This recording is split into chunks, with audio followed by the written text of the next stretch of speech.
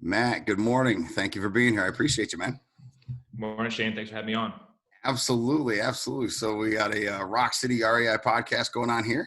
We'd like to introduce Matt Drouin here from Rochester, New York, local real estate investor. And we'll get into some other things going down the line with background, current market conditions. We'll talk about some things that you want to talk about.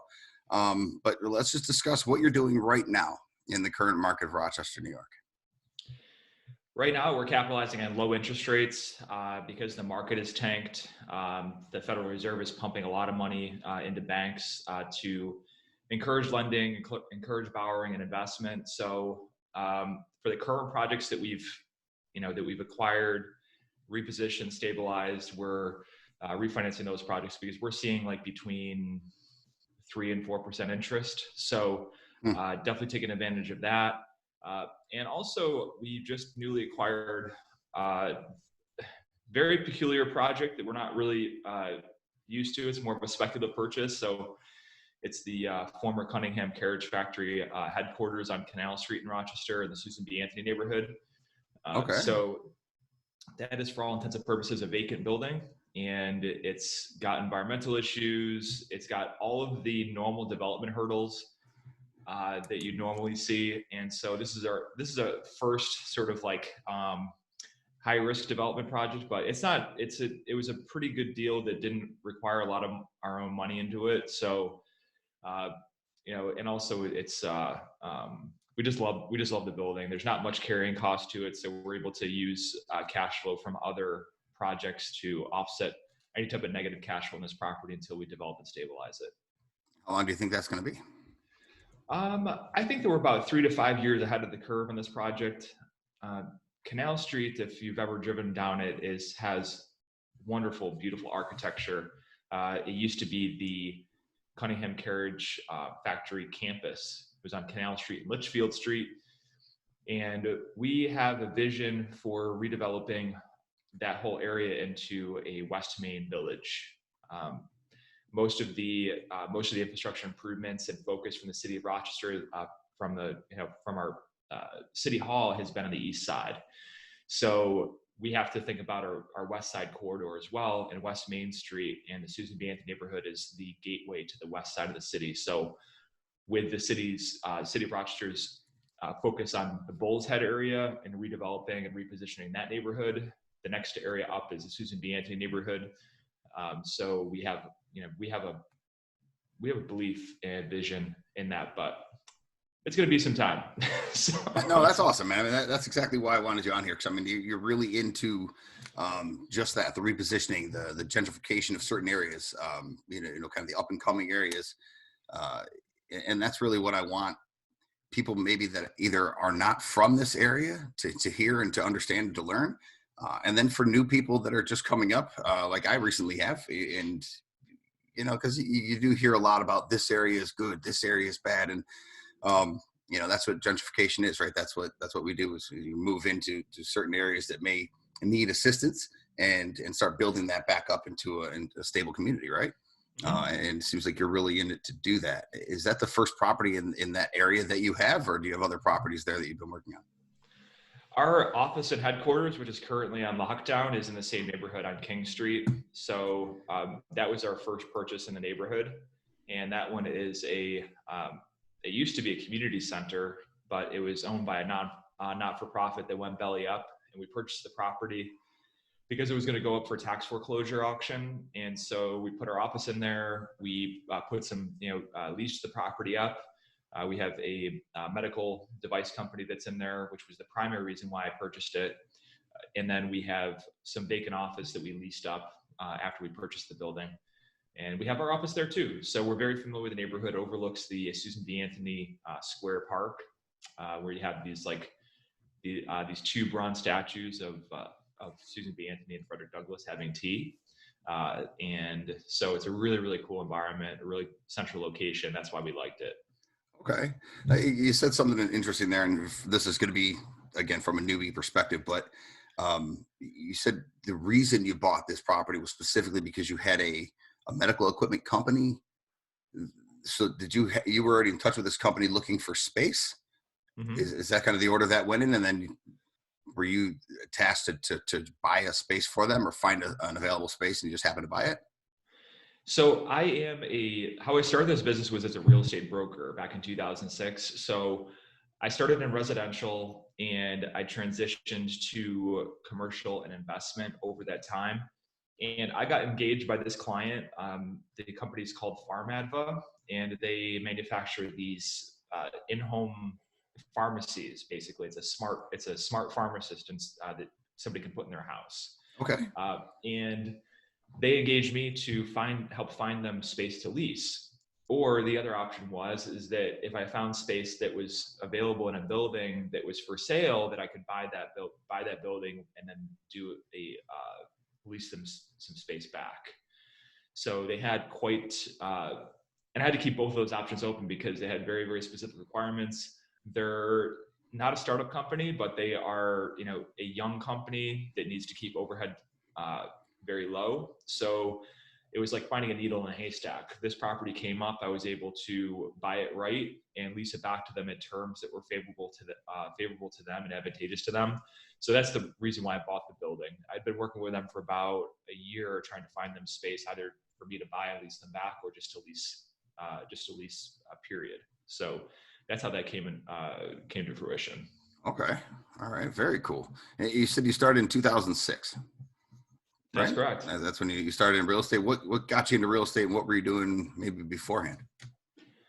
I was drinking Miller Lite in college before I got into real estate. So I graduated in 2006 with a business administration degree from Geneseo. Okay. And it was not the best time to be graduating from a liberal arts college with a liberal arts degree. So I went out there. I thought I was going to be like, hey, I have this business degree. Geneseo is a great school. Some company's going to want to like hire me as a financial analyst, and I'll be like this cigar chomping like Gordon Gekko type, right off the get-go. American dream. Yeah, typical millennial type of delusion, right?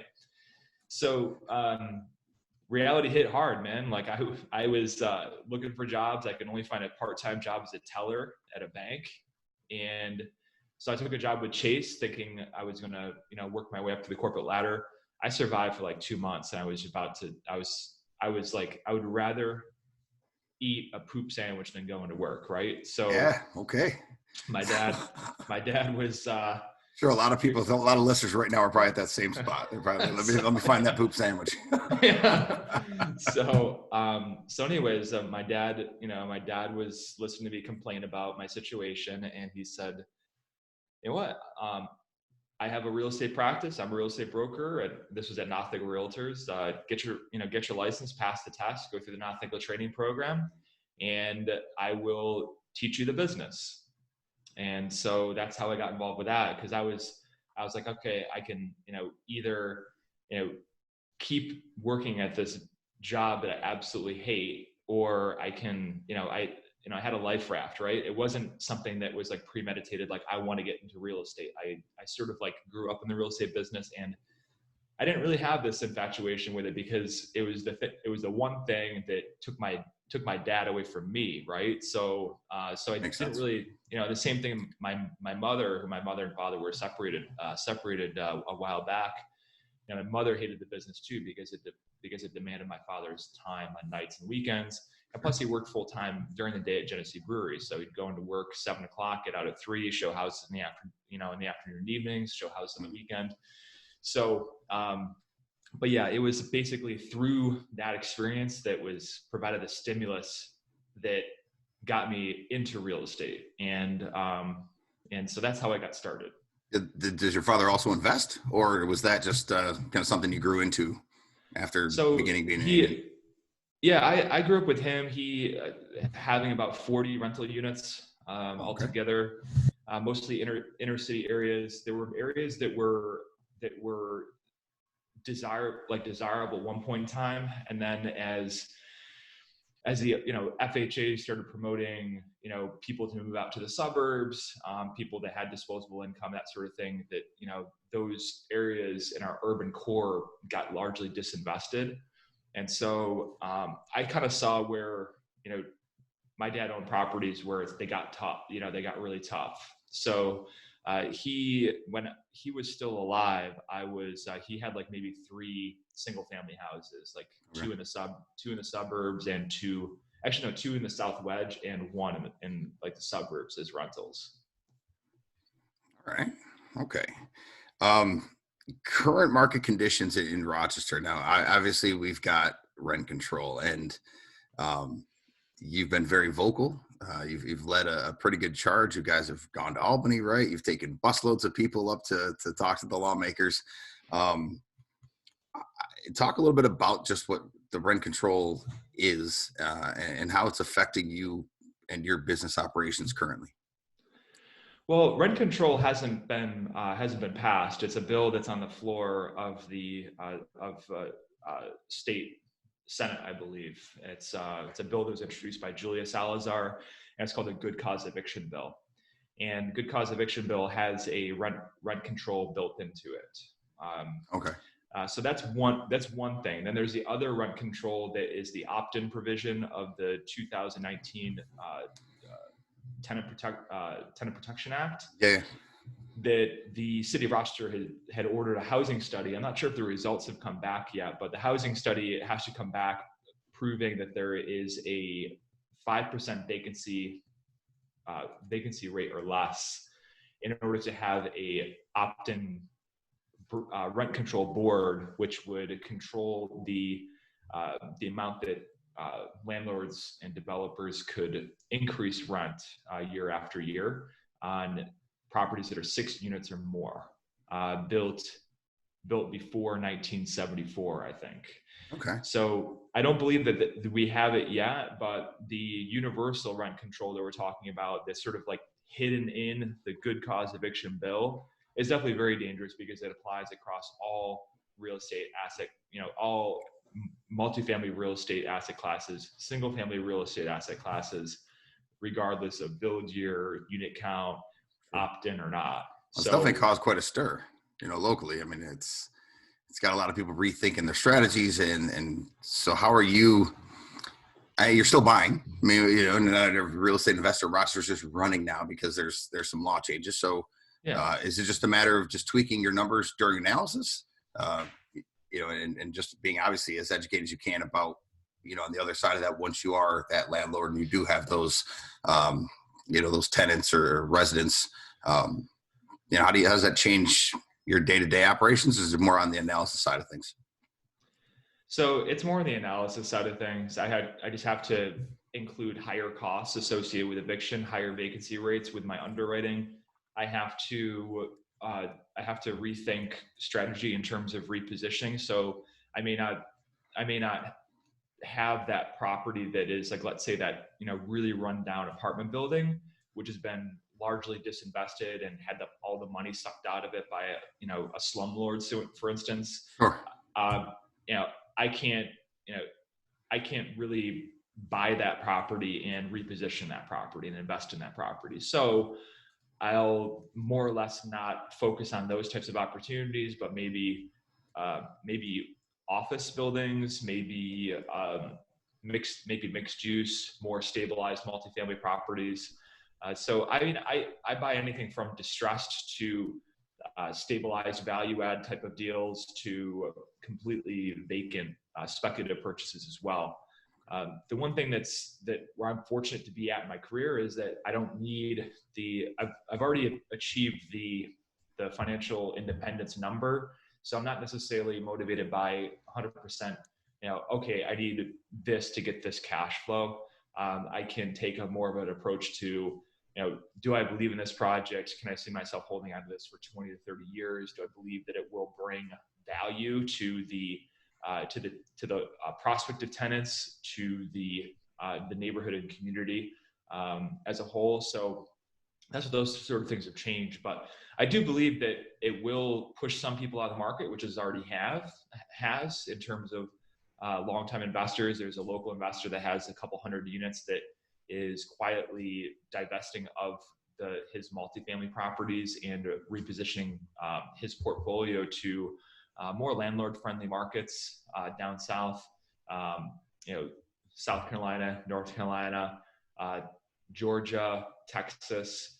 So that's kind of what we see, in that, all of these laws are made with, a good intention in mind, right? So what they end up doing is they end up manipulating the flow of investment capital, because real estate markets are capital markets, so to speak. So if you create stimuli that make it less attractive, then less money and investment will go to those asset classes, and therefore benefiting the community. So that's why I've been such a staunch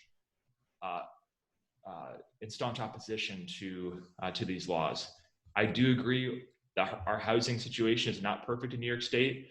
We do need to do things to change the current scenario, but these things that they propose and pass are not it. Okay.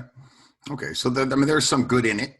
Maybe just some of the laws that they're kind of coming along with the package are just not quite what we want to see. Is that fair?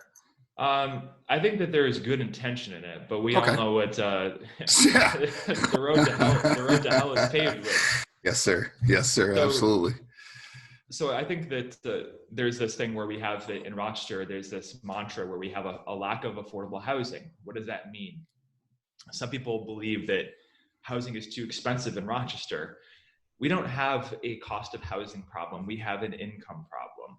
So we need to do things to spur economic activity through job creation. That's number one. And also we need to focus on strategies that can expand the 9% low-income housing tax credit program, and do things that at the local and state level to encourage the production of affordable housing units, not just in our challenged areas, but also in our well-to-do areas as well. So we have a good mix in neighborhoods.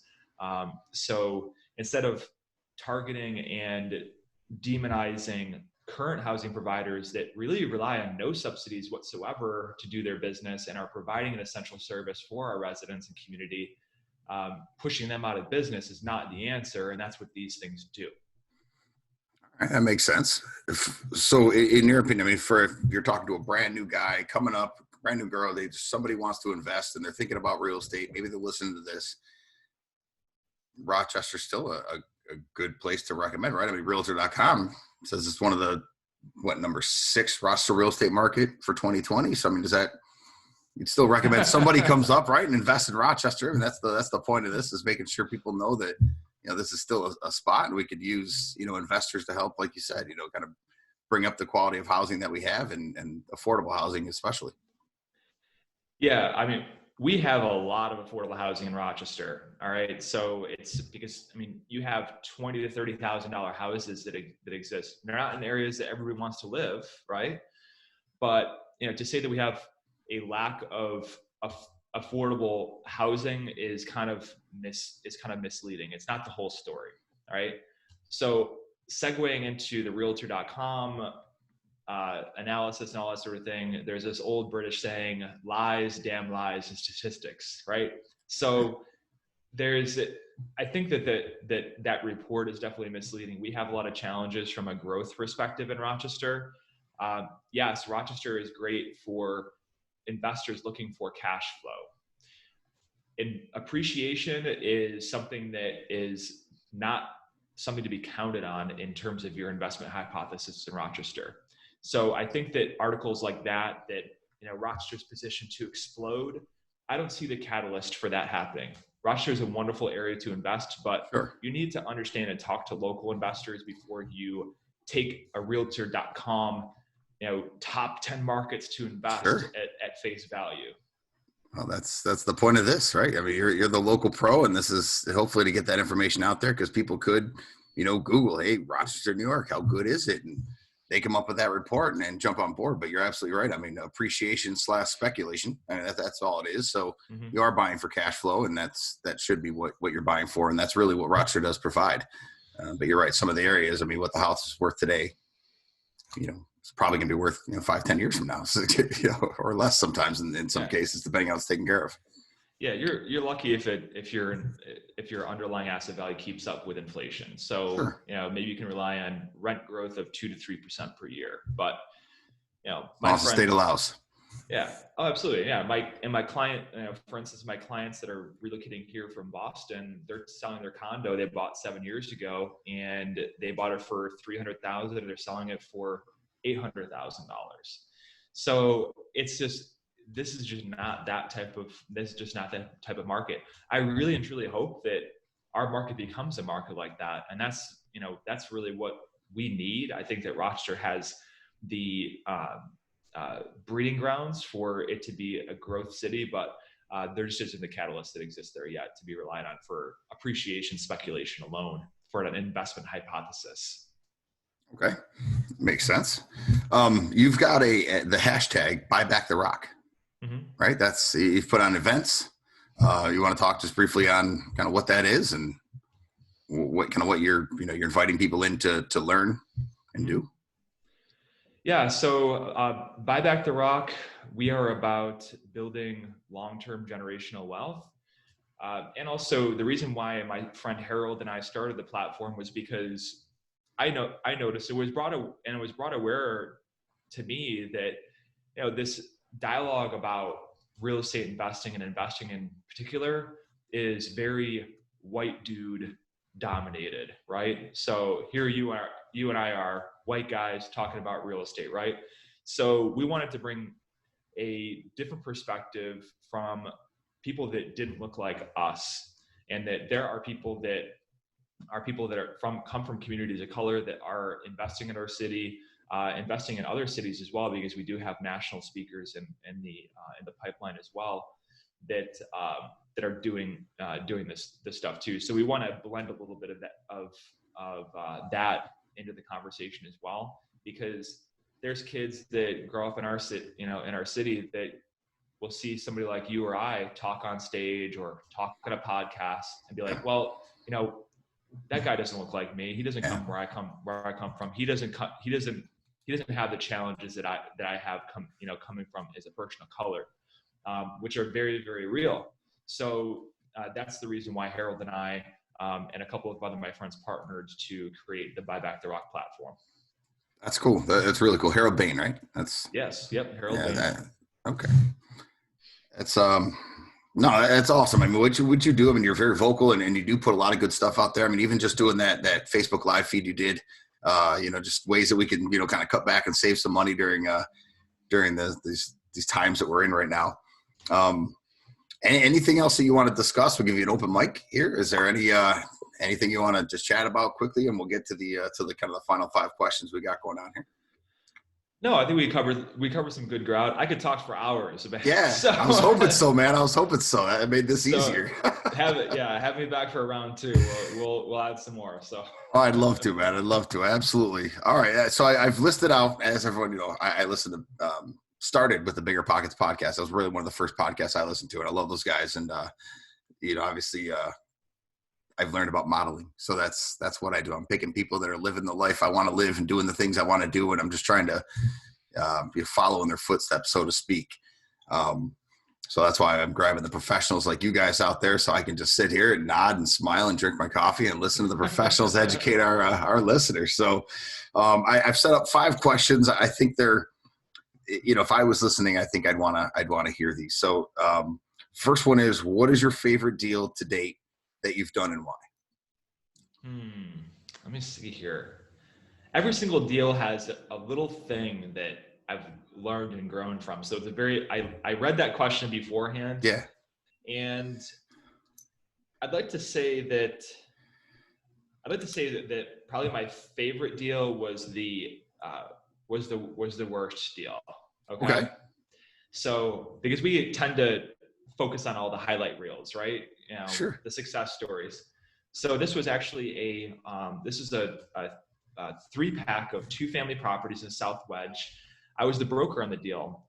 I had a buyer that wanted to buy them. They were listed for $420,000 for this package of 6 units. There were 3 2-families all next to each other, and I underwrote the deal. It was great.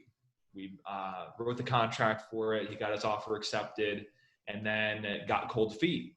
Okay, but he had an inspection contingency in the contract. So I was like, "Come on, man! this deal has to make sense for you at some number. What would it be? So he's like, I really want to get out of this deal. So if they'll take $20,000 less on this deal, then I'll buy it. Okay. So How much was it right. initially? Well, it was $420,000. So Okay. he was asking for $20,000 off. Yeah.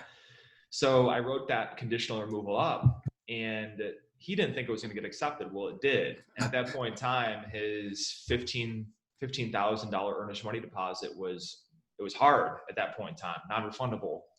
So he was freaking out and was like, and I knew his father was financing the deal from, and was going to hold the mortgages and the properties. So I said, listen, if your dad agrees to finance this deal for me, then I'll take over the deal.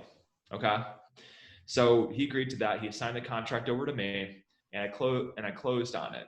And so this property needed quite a bit of TLC, but not that much. All the units had been renovated. There was maybe 2 units that kind of needed substantial amount of renovation, but not that much. I mean, we're talking about maybe spending $5,000 to $10,000 for those 2 units. All the rest of them, the rents were well below market value. They just need to be cleaned and painted up. And what I did in my underwriting and financial analysis of the property is because it was 6 units all next to each other, I took an income capitalization approach to the property. So, and this is what's used in commercial valuation. So on my, analysis in the back end, this was a $600,000 deal based upon a conservative cap rate of, let's say, 8.5%, right? Okay.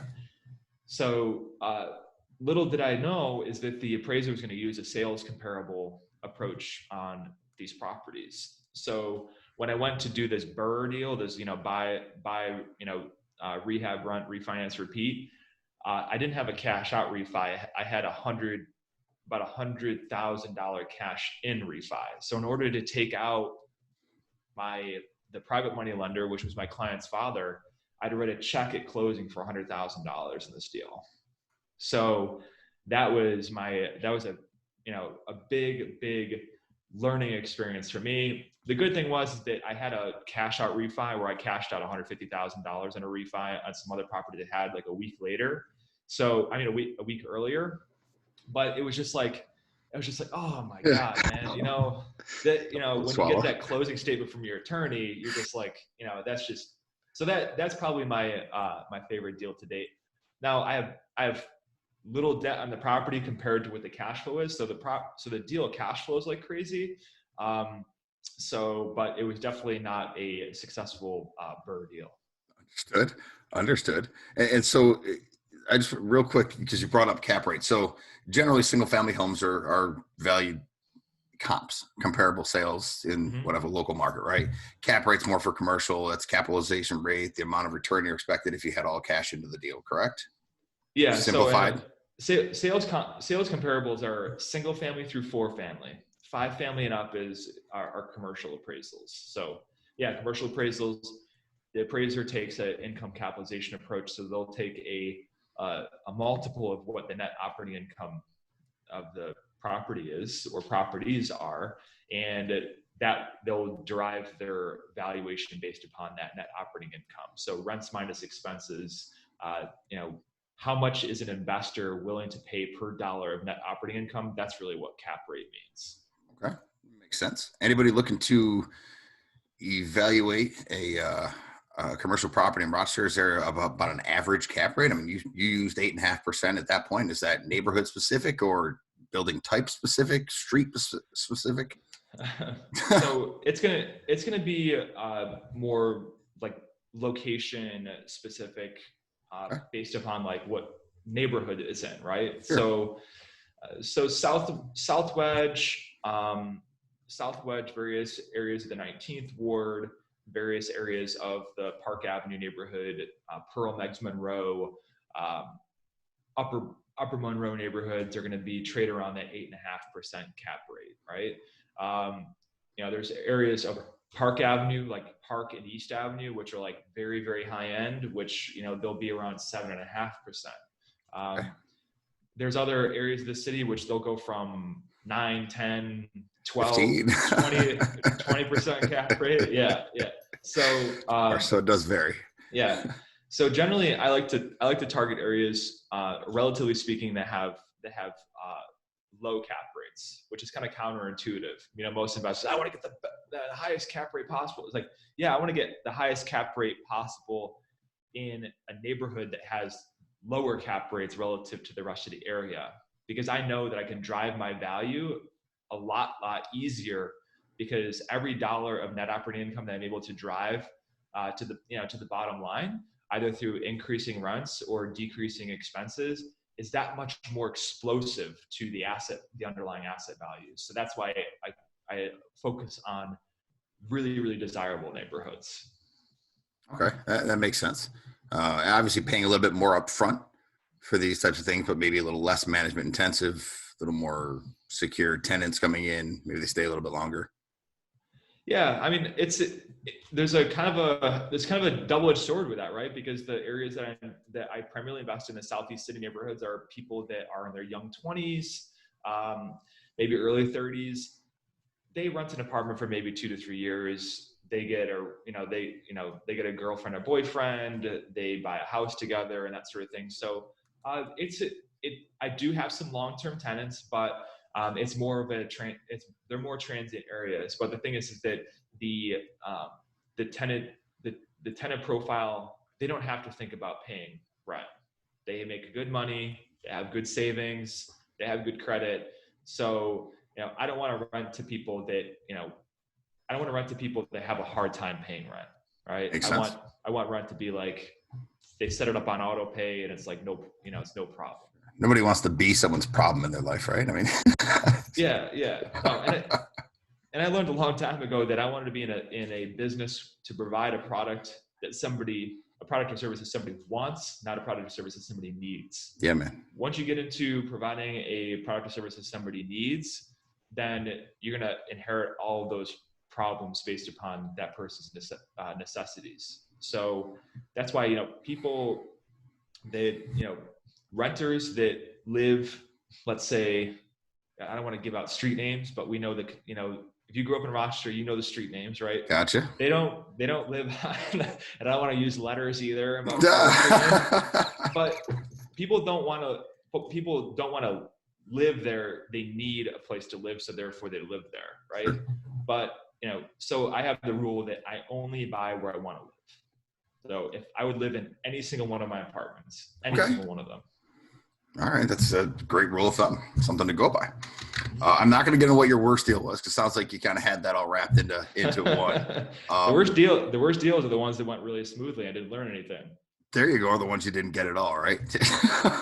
No, I'm saying the ones that went really smoothly. They went perfectly according to plan, because those types of deals, they only boost your ego and you don't learn. So I agree with that. I mean, it is the lessons that we can take out of things, right, that make us stronger.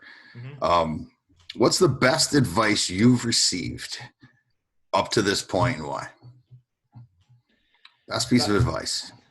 The best piece of advice is something my dad used to say: is the best surprise is no surprise. So, meaning that don't make any assumptions, do your own homework, and communicate very effectively and efficiently with people, because otherwise you get surprised, and nobody likes a surprise, especially in business. Okay. All right. Best surprise is no surprise. There we go. I like that.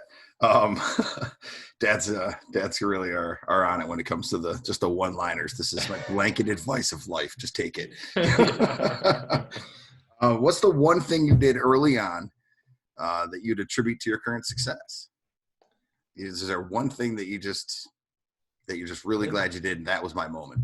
I didn't listen to people. I think that was probably my biggest thing to success. Naysayers. So, yeah, I was definitely a little bit arrogant in the beginning, and I think that I attribute that to a lot of where I am today. The first few deals that I bought, second deal I bought, which was one of my best deals, walked my in-laws through it, and my girlfriend at the time, my wife now, and they're like, Matt, you're completely insane. Like this property is completely annihilated. Like, how can you manage this project? Like, blah, blah, blah. You're only 20, 20 something years old. Like, I think it was 23 years old at the time. So I think that not listening is probably the number one thing there. Now I listen a lot because back in 2006, 2008, even though we had wonderful technology at the time, we didn't have podcasts, we didn't have this high degree of accessibility to free content and people that have authority on subject matter expertise that we do now. So I think now I attribute a lot of my success with listening. Back then, when I didn't know what the hell I was doing, I think not listening was a good thing. So. With experience, you're starting to gauge, right, of who to listen to and what to listen to. And exactly. Who? It's your own stuff, right? Absolutely. That's the biggest thing, right? Who am I listening to? Last thing, man, you got a book recommendation for us. Something we should be reading. Book recommendation, I would say it's a heavy read, but the Snowball biography of Warren Buffett is definitely one of my favorite books ever. That definitely it humanizes the godlike presence of guys like Warren Buffett, where he got started. You think that this guy got started with like I said, the highlight reel, right? Success is the tip of the iceberg. You don't see all the stuff beneath that, what it took to get there. So that was definitely, I'd say, definitely one of my favorite books. Makes perfect sense. That's a good one. All right, I've not read that. Long book, long read, you said? Yeah, it's a long one, but it's hard to put down though. Okay. It's very, very entertaining. Excellent. Well, man, that's it. We did it, bud. Look at this, 43 minutes of us chatting on here. Good stuff. Well, we are done. We have hit it up. Anything else? How do you want people to reach out to you, man? You got an email, got a website they can hit you up at? They got questions, want to connect? Yeah, I think that connecting with me on Bigger Pockets is definitely a best way there. That will force you, if you're listening to this, if you don't have a Bigger Pockets profile already, to create one. It's free. Okay. And it's a wonderful rabbit hole to dive into. And then the other one is I'm highly active on social media with real estate on my Facebook profile, which is Matt Drouin, and also on Instagram, which my handle is Matt M. Drouin. To check out what we're up to, you can go to our website. It's www.oakgrovecompanies.com. That's Oak Grove as in AOKGROVE companies.com. And you can check out what myself and my partner David are up to. All right. I will do my best to get all of that put into a form of show notes here so people can find you, connect with you. Matt, I really appreciate your time here today. Look forward to doing this again. And again, if you've got anybody in your group, in your sphere that you think would bring some value here and like to share, please have them reach out or just shoot me their name and I reach out to them. Absolutely. Thanks, Shane. Thanks for having me. All right, man. Thanks for having me. I'll talk to you, Matt.